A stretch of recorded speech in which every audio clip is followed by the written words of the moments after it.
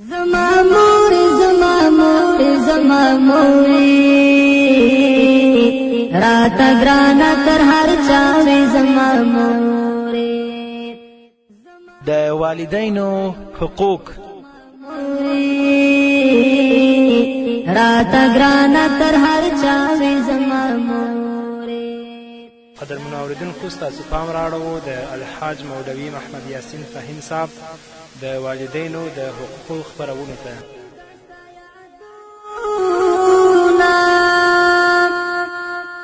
بسم الله الرحمن الرحيم. الحمد لله رب العالمين حمد الشاكرين، الصلاة والسلام على سيد الأنبياء والمرسلين سيدنا ونبينا وشفيعنا ومولانا محمد وعلى آله وأصحابه الطيبين الطاهرين. قدرمنو اوریدونکو د ژوند د لارې د خپرونې مینوالو، السلام علیکم ورحمت الله وبرکاته. ستاسو روغتیا او خوشحالي د پاک رب نه غواړم، په دې هیله چې د صحت او عافیت جامې پر تن ولرئ او خوشحالي مو په برخه وي. دا دی زه محمد یاسین فهیم د ژوند د لارې د خپرونې په وړاندې کولو کې ستاسو په خدمت کې یم. زموږ د نن ورځې د خپرونې موضوع بیا هم حقوق والدین یا د مور و پلار حقوق. حضرت عبدالله ابن عباس رضی الله تعالی عنهما د رسول اکرم صلی الله علیه وسلم نه روایت کوي، فرمایي قال رسول الله صلی الله علیه وسلم إن أشد الناس عذابا يوم القيامة من قتل نبيا أو قتله نبي أو قتل أحد والديه والمصورون وعالم لم ينتفع بعلمه. رواه البيهقي. حضرت عبدالله ابن عباس رضی الله تعالی عنهما د رسول اکرم صلی الله علیه وسلم نه روایت کوي، فرمایي چې رسول الله صلی الله علیه وسلم او فرمایل بېشکه د قیامت په ورځ به تر ټولو د سخت عذاب سختن هغه کس وي چې نبي قتل کړی وي او یا دی نبي قتل کړی وي، یا یې له مور او پلار نه یو قتل کړی وي او تصویر جوړونکي او د هغه عالم به هم تر ټولو سخت عذاب وي چې له خپل علم څخه یې ګټه وانخیستله. کم خلک چې تر ټولو د سخت عذاب لرونکي دي، په دې حدیث کې د هغو بیان دی، په دې خلکو کې هغه کس هم دی چې خپله مور یا پلار ووژني.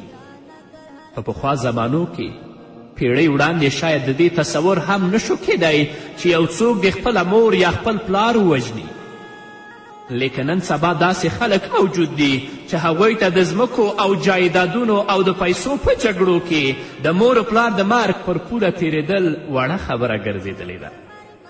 مور و پلار د اولاد وجود ته د راتلو ذریعه دي او الله تعالی له خپل عبادت څخه وروسته له مور و پلار سره د ښه چلند کولو حکم ورکړی دی، ځکه یې د هغوی قاتل په هغو خلکو کې شمار کړه چې تر ټولو په سخت عذاب کې به مبتلا وي. شته داسې ځینې بدبخته انسانان په دې دنیا کې موجود دي چې هغه خپل مور و پلار ته بد رد وایي یا شکنځل کوي، حتی یا ټوپک او توره راپورته کړي هغوی په قتل ورسوي. همدارنګه حضرت ابي بکرة رضی الله تعالی عنه د رسول اکرم صلی الله علیه وسلم نه روایت کوي، فرمایي قال رسول الله صلی الله علیه وسلم كل الذنوب يغفر الله منها ما شاء إلا عقوق الوالدين فإنه يعجل لصاحبه في الحياة قبل الممات. رواه البيهقي. حضرت ابو بکرة رضی الله تعالی عنه د رسول اکرم صلی الله علیه وسلم نه روایت کوي، فرمایي چې رسول اکرم صلی الله علیه وسلم او فرمایل چې د مور و پلار له ځورولو پرته ټولې ګناوې داسې دي چې له هغو نه الله تعالی چاته چې وغواړي ورتیریږي، یعنې ورته بښنه کوي. او د مور و پلار د ځورولو ګناه داسې ګناه ده چې د دې ګناه کوونکي ته الله رب العزت تر مرګ مخکې د دنیا په ژوند کې سزا ورکوي. یعنی چا چې په دنیا کې د خپل مور و پلار وځورول، الله خو به په آخرت کې جزا ورکوي، خو په دنیا کې به هم په مصیبتونو باندې اخته او گرفتاره کړي. رسول اکرم صلی الله علیه وسلم په یو حدیث کې فرمایي چې له ظلم او قطع رحمي پرته هیڅ داسې ګناه نشته چې د هغه مرتکب دی په دنیا کې د سزا لیدلو ډیر مستحق وي.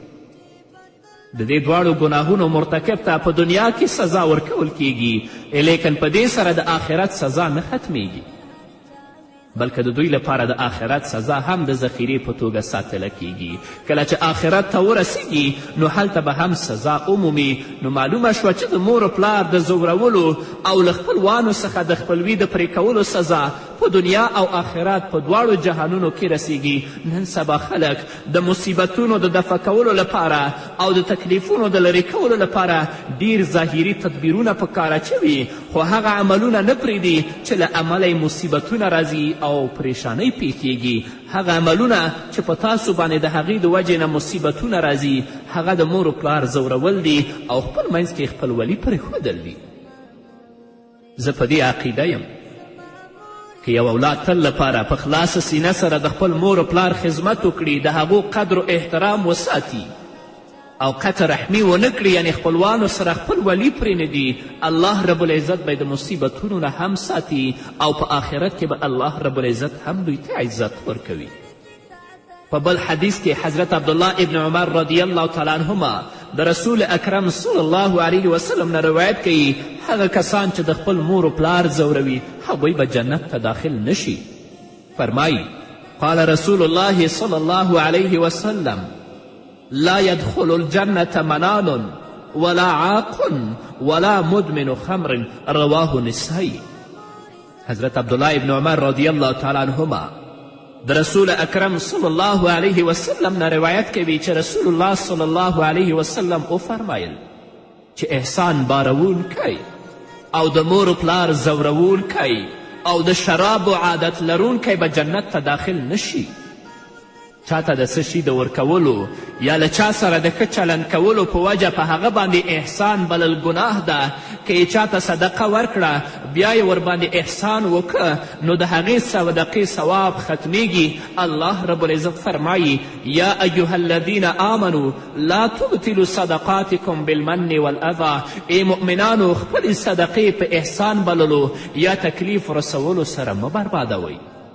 ډېر وګړي د احسان بللو عادت لري چې په خلکو باندې احسان کوي، له یو چا سره لږ غوندې ښه چلند وکړي بیا ورباندې د احسان په زرګونو منغر بار کړي چې له امله یې هغه څوک چې ورسره یې ښه چلند کړی دی اوبه شي او افسوس کوي چې کاشکې ما له دې کم ظرفه څخه هیڅ کار نه وی اخیستلی چې نن د احسان له بال څخه خلاص وی. بیچاره ته دومره فایده ونه رسېده لکه څومره چې له احسان بللو نه په تکلیف شو او د احسان بلونکي له خبرو نه یې سینه غلبیل شوه. او همدارنګه څوک چې په چا باندې احسان کوي د نیکي په مقابل کې رسول اکرم صلی الله علیه وسلم فرمایي چې داسې انسان سره به الله رب العزت د آخرت په ورځ خبرې هم ونه کړي، د رحمت په نظر به هم ورته ونه ګوري او نه به د ګناه نه خلاص کړي او داسې کس لپاره به دردناکه عذاب وي. په دې حدیث کې رسول اکرم صلی الله علیه وسلم وفرمیل چې احسان بارونکی او د مور و پلار زورونکی او د شرابو عادت لرونکی به جنت ته داخل نشي. یعنی دا خلک به په لومړي ځل جنت ته د داخلېدونکو خلکو په فهرست کې نه وي. که مسلمان مړ شو نو د سزا له لیدلو وروسته به یو وخت وکولی شي چې جنت ته ولاړ شي. د احسان بلنې په عموم کې ټول راغلل، که له خپلوانو سره په ښه چلند کولو په هغوی احسان وبولي یا له پردو سره دا طریقه اختیار کړي، په هر حال کې دا حرکت بد او ګناه ده چې جنت ته د داخلېدو په لار کې خنډ دی. له دې نه په مخکې حدیث کې هم تیر شوي دي چې د مور و پلار د زورولو سزا په دنیا او آخرت دواړو جهانو کې رسیږي. کوم کسان چې په دې ګناه کې مبتلا دي توبه دې وکړي، له مور او پلار نه دې بخښنه وغواړي او د راتلونکي لپاره دې عمل سم کړي او ښه چلند د خپل مور و پلار سره شروع کړي چې الله رب العزت جهنم نه وساتي او الله جنت ته داخل کړي. د رسول اکرم صلی الله علیه وسلم په دې وینا کې د شرابي ذکر هم دی چې د ده دا عمل جنت ته د داخلېدلو معنی دی. کم کسان چې د دې حرام شي په څکلو او تیارولو اخته دي هغوی دي د دې حدیث په مضمون کې غور وکړي او هغوی د توبه وباسي، الله ته دې زاري وکړي. رسول اکرم صلی الله علیه وسلم فرمایي هر هغه شی چې مسکر او نشه راوړونکی وي هغه حرام دی. بېشکه الله رب العزت دا عهد کړی دی چې څوک نشهیي شی وڅکي یا نشهیي توکي استعمال کړي په هغه به هرومرو له طینة الخبال څخه الله رب العزت څکل کوي. صحابه و کرامو رسول اکرم صلی الله علیه وسلم ته عرض وکړي د الله رسوله طینة الخبال څه شی دی؟ رسول اکرم صلی الله علیه وسلم وفرمیل د دوزخیانو د بدنونو نچوړ او د هغوی زوی. په یو بل حدیث کې رسول اکرم صلی الله علیه وسلم فرمایي چې زما رب عز وجل قسم خوړلی دی چې زما له بندگانو نه چې هر څوک د شرابو یو غړپ وڅکي زه به هغه ته هغومره د دوزخیانو زوی او نوونه ور وڅکوم، او څوک چې زما له ویرې شراب پرېږدي زه به هغه ته له پاکیزه حوضونو څخه شراب طهور ورکړم او هغه به پرې وڅکم. نو که د چا نه مور و پلار خفه وي د هغوی په ژوند کې کوشش دې وکړي چې د هغوی په ژوند کې هغوی د خپل ځان نه راضي کړي تر څو چې الله رب العزت ورته بښنه وکړي. او که د چا مور و پلار وفات شوي وي او هغه د دوی نه ناراضه وي هغوی لپاره دې د الله رب العزت نه بښنه وغواړي، هغوی ته د مغفرت وغواړي. هیله ده چې الله رب العزت د دې ولد او د دې بچي ګناه معاف کړي. حضرت انس رضی الله تعالی عنه د رسول اکرم صلی الله علیه وسلم نه روایت کوي، فرمایي قال رسول الله صلی الله علیه وسلم إن العبد ليموت والداه أو أحدهما وإنه لعاق فلا يزال يدعو لهما ويستغفر لهما حتى يكتبه الله بارا. رواه البيهقي. حضرت انس رضی الله تعالی عنه فرمایي چې رسول الله صلی الله علیه وسلم وفرمیل بېشکه داسې هم کیدی شي چې د یو بنده مور او پلار وفات کیږي یا له دواړو نه یو وفات کیږي، په داسې حال کې چې دې سړي د هغوی په ژوند کې د هغوی نافرمانی کوله او هغوی یې ځورول، اوس تر مرګ وروسته هغوی ته تل دعاګانې کوي او الله تعالی نه د هغوی د ګناهونو مغفرت غواړي تر دې چې الله تعالی هغوی له مور و پلار سره په ښه چلند کوونکو کې ولیکي. نو که مور و پلار دې مړه شوي دي او هغوی تا نه ناراضه ول نو تل لپاره د الله رب العزت په دربار کې لاسونه پورته کوه، خپل مور و پلار ته د الله رب العزت نه بښنه غواړه. هیله ده چې الله رب العزت تا ته هم بښنه وکړي. الله رب العزت دې موږ ته توفیق راکړي چې د خپل مور و پلار قدر و عزت وساتو تر څو چې الله رب العزت زموږ آخرت ښایسته کړي. نور به مو واورو قدرمنو اوریدونکو، خو هغه د یوې دمې نه وروسته. په هر وخت کې ژړوي دستا یادونه، په هر وخت کې ژړوي دستا یادونه، چې به تل لاس په دعاوې زما مورې راته ګرانه تر هر چا وي زما مورې، زما مورې زما مورې زما مورې راته ګرانه تر هر چا وي زما مورې، زما مورې زما مورې زما مورې راته ګرانه تر هر چا وي زما مورې، راته ګرانه تر هر چا وي زما مورې. قدرمنو اوریدونکو، بیا هم زموږ سلامونه او نیکې هیلې ومنئ، په دې هیله چې تر دې دمه تاسو زموږ ملتیا کړې وي. حضرت ابي اسید الساعدي رضی الله تعالی عنه د رسول اکرم صلی الله علیه وسلم نه روایت کوي، فرمایي بینا نحن عند رسول الله صلی الله علیه وسلم إذ جاءه رجل من بني سلمة فقال يا رسول الله صلى الله عليه وسلم هل بقي من بر أبوي شيء أبرهما بعد موتهما؟ قال نعم، الصلاة عليهما والاستغفار لهما وإنفاذ عهدهما من بعدهما وصلة الرحم التي لا توصل إلا بهما وإكرام صديقهما. رواه أبو داود.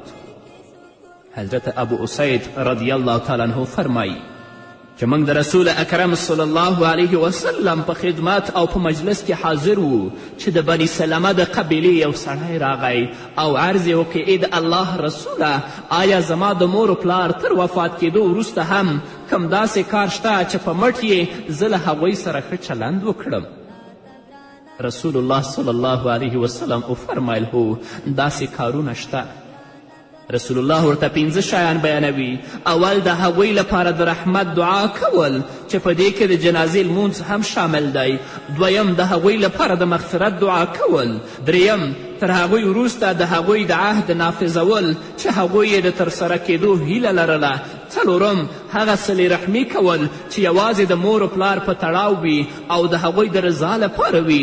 پنځم د هغوی د محبانو او دوستانو عزت کول. نو قدرمنو اوریدونکو، د رسول اکرم صلی الله علیه وسلم د دې وینا نه معلومه شوه چې د مور و پلار له مرګ څخه وروسته هم له هغو سره ښه چلند غځول پکار دي. یعنې داسې کار کول چې هغوی ته پرې نفع ورسیږي او په خبرېدو سره یې روحونه پرې خوښ شي. د سایل په ځواب کې رسول اکرم صلی الله علیه وسلم 5 داسې کارونه وښول چې کله تر مور و پلار وروسته ترسره کړی شي نو له هغوی سره په ښه چلند کې حسابیږي. اول دا چې د هغوی لپاره د رحمت دعاګانې د الله رب العزت دربار نه وغوښتلی شي. دویم دا چې د هغوی لپاره د مغفرت او بښنې دعاګانې وکړی شي. مثلا دا دعا وکړي چې رب اغفر لی ولوالدی او داسې نورې دعاګانې. دریم دا چې د هغوی هغه عهد او ژمنه نافظه شي چې هغوی یې ترسره کول غوښتل. د دې مفهوم پراخ دی. په ځانګړې توګه د هغوی وصیت دې نافظ شي چې هغوی د شریعت موافق له خپلې ترکې څخه د حج بدل یا صدقې او خیرات په اړه کړی وي یا یې کوم غیر وارث ته د څه ورکولو ویلي وي. په دې کې باید هیڅکله کوتاهي ونه شي. د مړه شوي هغه مال چې د هغه له تهجیز او تکفین او تدفین او د قرضونو له ادا کولو وروسته پاتې شي، د هغه مال په دریمه کې هغه ته د وصیت کولو پوره حق دی. که چا وصیت کړی وي نور پر وارثانو واجب دی چې هغه پوره کړي. البته که په یو ګناه څیز باندې وصیت کړی وي نو د هغه پوره کول بیا ګناه ده، باید چې د ګناه وصیت پوره نشي. ډیری خلک د مور و پلار وصیت نه پوره کوي. د هغوی له وصیت سره سم چې د څومره مال خرچول پکار وي یا هغه ټول مال راګرځوي یا د لږ ډیر په مصرفولو سره کوي چې موږ د خپل پلار یا د خپل مور وصیت پوره که. دا سراسر ظلم او وصیت دی. د وصیت د مال راګرځول حرام دي او په خپل کار کې د هغه مال لګول هم حرام دي. کله چې پاک شریعت 2 برخې وارثانو ته ورکړی نو په دریمه برخه کې د وصیت له نافظولو نه زړه کوچنی کول او د بخیلي ښکارندویي کول په وصیت کوونکي باندې هم ظلم دی او په خپل ځان باندې هم ظلم دی. په کار خو دا وه که مور و پلار وصیت هم نوی کړی او په ترکه کې هم څه نوی پریښي بیا هم اولاد د شریعت مطابق د هغوی لپاره په خپلو پیسو سره صدقه او خیرات کړي وی تر څو یې هغوی ته ثواب رسیدلی وی. لیکن کله چې هغوی مال پریښی دی او وصیت هم کړی دی نو په دې صورت کې د وصیت نه نافظول یا له وصیت سره سم پوره مال نه خیراتول ډیره لویه قطع رحمي ده او ډیره لویه ګناه ده. دا مال د اولاد لپاره حرام دی. د رسول الله صلی الله علیه وسلم په وینا کې انفاظ عهدهما لفظ راغلی. عهد پر مالی وصیت برسیله نور وصیتونو ته هم شامل دی. مثلا د دې پلار وویل چې زما پر فلانی زوی د قرآن کریم حفظ وکړئ او فلانی زوی مې چې حافظ د قرآن دی هغه د دین عالم جوړ کړئ، یا زما د فلانی لور واده فلانی سړي سره وکړئ، یا فلانی زوی ته مې د فلانی کس لور وکړئ. نو دغه وصیتونه چې پلار کړي دي باید د پلار د وینا مطابق دا د ټول عملی شي. بلکې که د کومې خبرې وصیت نه وي کړی مګر معلومه شي چې د ده هیله وه چې دا کار دې داسې وشي نو بیا یې هم کول پکار دي. البته د شریعت د مخالف کار کول بیا جایز نه دي. که ستا د پلار په زړه کې یا ستا د مور په زړه کې د یو کار د پوره کولو هیله وه خو هغوی وصیت هم ونه که وفات شول نو اولاد ته دا پکار دي چې هغه د مور و پلار هیله وروسته د هغوی د مرګ نه پوره کړي. رسول الله صلی الله علیه وسلم څو داسې کارونه کولی دي چې په هغو باندې په عمل کولو سره د مور و پلار له مړینې وروسته له هغوی سره د ښه چلند سلسله جاري پاتې کیدی شي. په هغوی کې څلورم دا دی چې وصلة الرحم التي لا توصل الا بهما، یعنې هغه صلې رحمي کول چې صرف د مور و پلار د تعلق په وجه وي او د هغوی د رضا لپاره وي. د دې مطلب دا دی چې د انسان اصل خپلوان خو د هغه مور او پلار دي چې دی له هغه نه پیدا شوی دی او نور خپلوي د دوی د خپلوي په وجه پیدا شوي دي. د مور ورور ماما دی او د هغې خور توړۍ او خاله ده، د پلار رور کاکا دی او د هغه خور ترور او عمه ده، او د پلار مور انا او د پلار پلار بابا دی. همدارنګه د مور مور انا ده او د مور پلار بابا دی. او د دې خپلوانو په ذریعه تر لرې او نږدې پورې ډېرې خپلوي جاري شوي دي. د دې ټولو خپلویو واسطه مور او پلار دي. له دې ټولو خپلوانو سره درجه په درجه او همدارنګه د خپل وس او قدرت موافق ښه چلند کول په دیني کارونو کې ډیر اهم کار او افضل عمل دی، لکه څنګه چې رسول اکرم صلی الله علیه وسلم موږ ته په خپلو ویناوو کې دا بیان کړي دي. له خپلوانو سره د ښه چلند او صلې رحمي وکړي. په دې کې د مور و پلار د تعلق خیال وساتي چې دا خلک زما د مور و پلار خپلوان دي، زه به له دوی سره ښه چلند کوم نو هغوی به خوشحاله شي او زما څخه به راضي شي. ښه چلند خو انسان له ډیر مخلوق سره کوي، لیکن د مور و پلار له خپلوانو سره د په ځانګړې توګه د مور و پلار د خپلوي په نظر کې نیولو سره د ښه چلند وکړي تر څو چې مور و پلار په قبر کې خوشحاله شي. په 5م نمبر کې رسول اکرم صلی الله علیه وسلم دا وفرمیل و اکرام صدیقهما، یعنی د مور و پلار د متعلقینو او ملګرو اکرام دی وکړي. یعنی له خپل وس سره سم دی د هغوی مالی مرسته کوي، له هغوی سره د لیده کاته کوي. پر مالی مرسته برسیره که د هغوی بل خدمت ته ضرورت وي چې شرعا جایز وي هغه دې هم سرته رسوي. او دا نیت دی وکړي چې دوی به زما د مور و پلار سره راشه درشه او مینه محبت کوه، د دوی تعلقات په ځای ساتل او له دوی سره ښه چلند کول به زما د مور و پلار د خوښي باعث وګرځي. رسول اکرم صلی الله علیه وسلم په یو حدیث کې فرمایي ان من ابر البر صلة الرجل اهل ود ابیه بعد ان یولی، یعنی تر ټولو لوی ښه چلند یو دا دی چې د پلار په نشتوالي کې که وفات شوی وي او که چیرته په سفر تللی وي د هغه له دوستانو سره ښه چلند وکړی شي. رسول الله صلی الله علیه وسلم خو دومره خیال ساته چې کله به کوم پسه ذبحه که نو د خدیجې رضی الله عنها همزولو ته به پوره غړي، مثلا پوره ورون یا پوره لاس ورلیږه. هغه وخت چې د خدیجې رضی الله تعالی عنها له وفات څخه کلونه تیر شوي ول. حضرت خدیجه رضی الله عنها به له هغوی سره ډیره مینه درلودله، ځکه نو رسول الله صلی الله علیه وسلم د هغوی ډیر خیال ساته. که هغوی نشته نو د هغوی له ملګرو سره د ښه چلند وکړی شي. دا د محبت ښه بیلګه او د وفاداري ډیر لوی مثال دی چې له مرګ وروسته هم د زړه ساتنې خیال وساتي. کله چې د برزخ په عالم کې خبر شي چې زما په نسبت یې چاته هدیه ورکړه نو روح به ډیر خوښ شي. په یو سفر کې د عبدالله ابن عمر په خوا کې یو اعرابي تیر شو. د دې اعرابي پلار د حضرت عمر رضی الله تعالی عنه دوست و. ابن عمر رضی الله تعالی عنه چې کله هغه وپیژنده نو هغه ته د سواري لپاره یو خر ورکه او له سر څخه یې پګړۍ راخلاصه کړه، هغه ته یې هدیه ورکړه. ځینې ملګرو د حضرت عبدالله ابن عمر رضی الله تعالی عنه نه پوښتنه وکړه آیا ده ته د 2 درهمو ورکول کافي نه ول؟ حضرت عبدالله ابن عمر رضی الله تعالی عنه ځواب ورکه د اعرابي حیثیت ته نه ګورم، د خپل پلار حق ادا کول مې هدف دی. رسول الله فرمایلی دي چې د خپل پلار د دوستی خیال وساتئ، هغه مه پرې کوئ، ګڼې الله تعالی به ستاسې نور واخلي.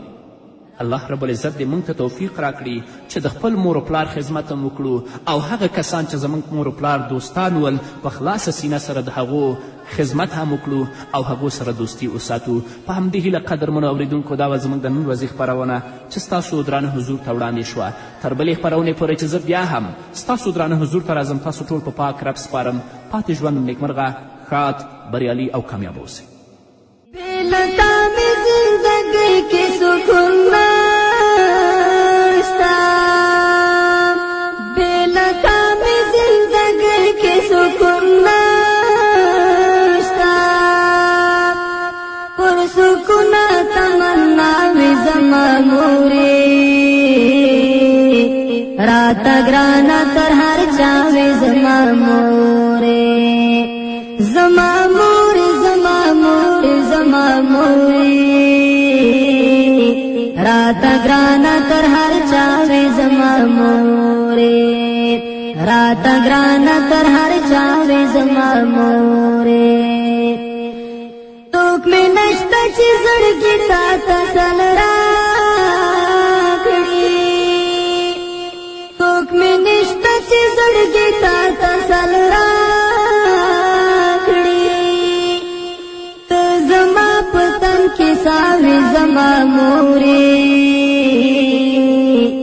راته ګرانه تر هر چا وې زما مورې زما مورې زما مورې زما مورې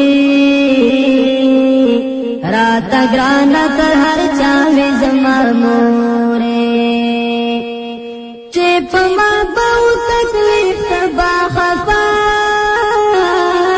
وې چې په ما به تکلیف ته به خفا وې زما د هر